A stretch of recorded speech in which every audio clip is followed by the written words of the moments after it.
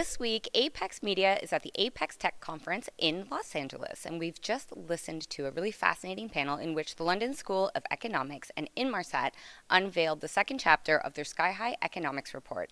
Captain Mary McMillan is the VP of Safety and Operational Services for Inmarsat. She was on the panel, and she's joining us here now to talk a little bit more about how the connected aircraft is going to improve safety and operations.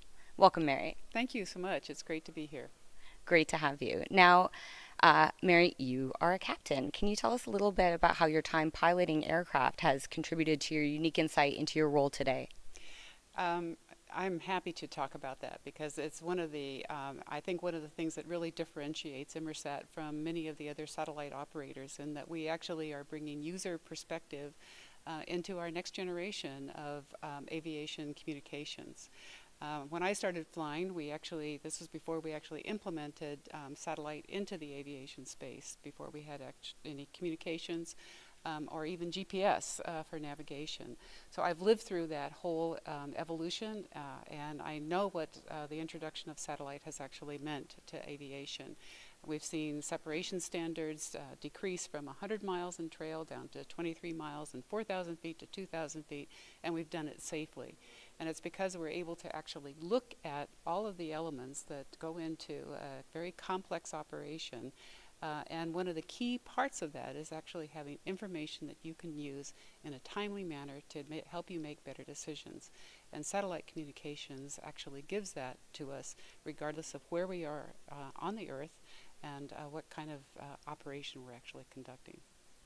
It's very exciting. The report predicts that by the year 2035, the industry worldwide should be looking at somewhere between $11 billion and $15 billion in operational and safety cost savings as a result of the connected aircraft. What do you think about that? Do you agree this is accurate?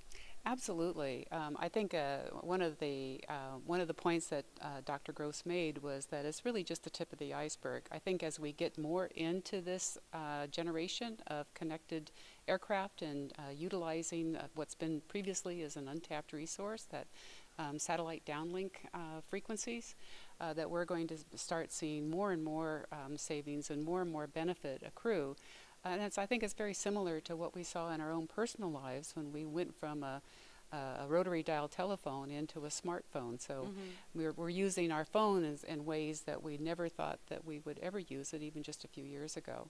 And satellite communications, I think, is on that very same evolution, on that very same journey, to where we can still make telephone calls and we can still use it for texting, but we're going to be using it for so many different applications.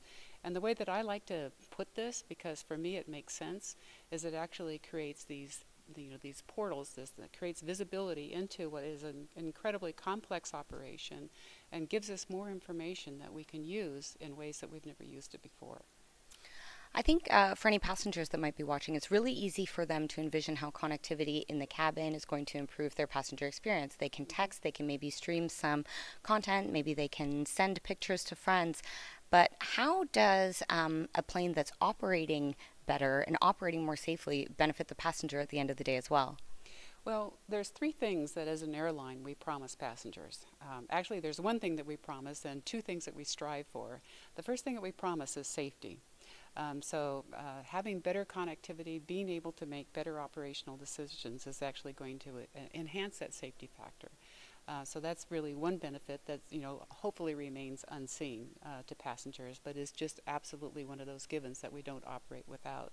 But the other two things that we really strive for, and having better information that is going to contribute to the passenger experience, is around making that flight as comfortable as possible, but also making and ensuring the timeliness of that flight. One of the benefits that I think is going to accrue is that lost time for passengers. I mean, anytime you're sitting on an airplane that's not going anywhere, there's a lot of frustration, and a lot of times that's if we had better information, we could actually prevent that. All right. Thank you so much for your time today, Mary. Thank you. Great to be here. Thank you.